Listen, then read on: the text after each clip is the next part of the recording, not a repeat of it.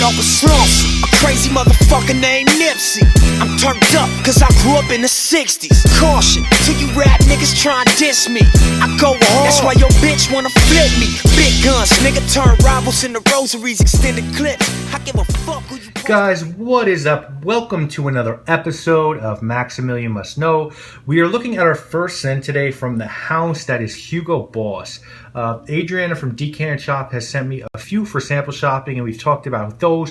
But we've never reviewed a full bottle before, so we're going to talk about XY today. And before we do that, let's talk Hugo Boss. Hugo Boss was a house started in the mid-1920s by a German gentleman named Hugo Boss. The company was founded and actually still resides in a city called Maximilian. And in 1931, the business went bankrupt, so Boss made a deal with his creditors, which allowed him to keep 6 of his sewing machines and nothing else.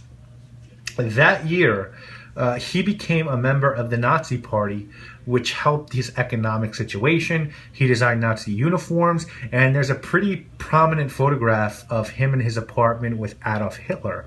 Now, after the war in 1946, he was looked at as a supporter of the party. He was subsequently stripped of his voting rights, his capacity to run a business, and fined a very hefty penalty. He died in 1948, but the business carried on. Now, just so you guys know, I have heard some things about Hugo Boss, but until I did this video, I didn't know that. So does it change the way I look at Hugo Boss? Yeah, a little bit. I'm not going to lie about that. But because of that ban, Boss's son-in-law, Eugene Oli, took it over. And in 1950s, after mostly supplying orders for work uniforms, they received their first order for men's suits, which really took the company to the next tier. In the late 70s, they began partnership with motorsports, Formula One, and the McLaren team. In 1984, they released their first fragrance. They received a golf sponsorship contract. In 1987, they received a tennis sponsorship contract. And in 1989, they were purchased by a large Japanese group. In 1991, they were acquired by the Marzotto Textile Group. And that's when the Hugo and Baldessarini brands were introduced. Now, Baldessarini was supposed to be a high-end of Hugo Boss, sort of like Hugo Boss's private label, clothing and fragrances. You guys know, probably you've seen some of their fragrances. They were sort of Boss's first attempt at a private label fragrance. I have one, Baldessarini Amber, which is okay. You know, it's definitely no great shakes. I think some of those fragrances are okay. Most of them just sort of smell like designer fragrances to me, though. In 2005, they spun off their brand into the Valentino Fashion Group, and as of today, Boss has 6,100 points of sale in 124 countries, including 364 standalone retail stores. So again, you know, definitely a shady history. Look, is it going to make me not purchase Boss products? I don't know. I really have to think that through. You know, it's the company now totally exists today from different people, but it is sort of weird to think about, you know, where Boss came from. But I've never been a huge fan of their fashion. You know, I have a couple of dress shirts. I have one sport jacket. I think they've done some decent stuff, especially since being acquired by an Italian group. But I just prefer other brands, especially with their controversial history. On the fragrance side of things, I own this one. That's the only one I own as of now. I have plans to purchase Hugo, which I owned and loved in high school, and I also would like to get Boss Bottled, which is a great scent that I'll add to my collection as well. I think they make a lot of redundant, boring energy / sports scents. I would like to check out their newer sort of Privé line, which is called their Collection line. And as I said, I do own Amber by Baldessarini, and I would like actually to get Strictly Private from Baldessarini as well. I get some comparisons to Tuscan Leather. XY was a total blind buy. I was looking for a pear scent after loving Wild Pears by Montel and Bellaline by Parfum MDCI. I wasn't in love with the idea of paying a lot of money for a one-dimensional pear scent, so I decided to blind buy this one. Now, there are 65 fragrances in the Hugo Boss catalog. Their scents today are produced in conjunction with Procter & Gamble, which also does scents for Alexander McQueen, Dolce & Gabbana, Escada, Gucci, Lacoste, Rokas, and Zur. This is the 100 ml of XY, which I purchased off Amazon for $30. It has a summer flanker called Summer XY, and notes here are pear leaf, cedar, and bergamot at the top, basil and mint in the middle, and patchouli, musk, and cedar in the base. Now, as far as your presentation goes, box just says Hugo XY Man. You have a sort of outline of the bottle on the side, Hugo.com on the side, and that is it. The bottle, bottle. Nothing on the top. The cap is light. Well, actually, it's metal, and it's actually relatively heavy. I take that back. Okay, atomizer, nothing special.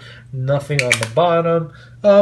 I like it. I have to say, I actually think it's a pretty cool, very minimalist, sort of German presentation. I think they did a fine job with this.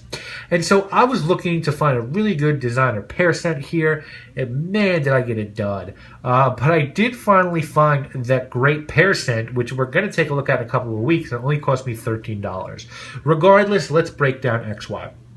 So this one opens up with a really synthetic sweetness that I think you'd be hard-pressed to identify as pear or pear leaves. It just sort of has a green sweetness. It's definitely light. It definitely has some freshness to it, but the big letdown is that there's just this synthetic, almost vinyl or plastic smell that runs through the spine of this scent that doesn't feel like it belongs, and I think it taints the entire scent. Maybe there's some herbalness in the middle stages. As it dries down, I definitely get some patchouli, but that patchouli doesn't smell like good patchouli. It just smells entirely too synthetic, almost like a cheap room spray. You know, fragrance bros use the term baloney cologne a lot, and that's exactly what XY is. It is baloney cologne. It doesn't evolve into anything interesting. That synthetic tone is always there, and it really doesn't do great in terms of performance either. It does not project well. It doesn't last. This is a 4-hour juice at the tops, will project for 2. If a woman is into pear scent, she could wear this one, but you could do so much better. It is a spring or summer fragrance and not strong enough at all to work in the cold weather. It could work, I would say, as a work or gym scent, and that is about all. If you were looking for something similar or just a good pear scent, check out Wasabi Pear by Nest, which is the $13 one we're going to talk about in a couple weeks. Check out Wild Pears by Montal. Check out MDCI's Belle Helene. And if you're looking for a better Boss scent, just check out Hugo or Boss Bottled. Those two both destroy this scent. I think if someone were trying to talk you into purchasing this, they would tell you that it's a good starter scent, perhaps, for someone who just wants to smell clean. It's got a decent price point. As I said, I think I paid $30, and it's pretty unusual for a designer offering actually. I think if someone were trying to talk you out of this, they would just say it's a synthetic mess. Wasabi Pear smells so much more natural, so much greener, and you could have it really, really cheap. Not good performance, and there are just so many fresh scents that are better than this one. For me, XY is a really clear 3 out of 10. I think I'm being generous with that. The best thing that I could say here is this doesn't smell horrible. But that's really about it. It smells pleasant, and if you're just concerned with not smelling bad, then it's very possible for you to wear this and possibly get some compliments and not think twice.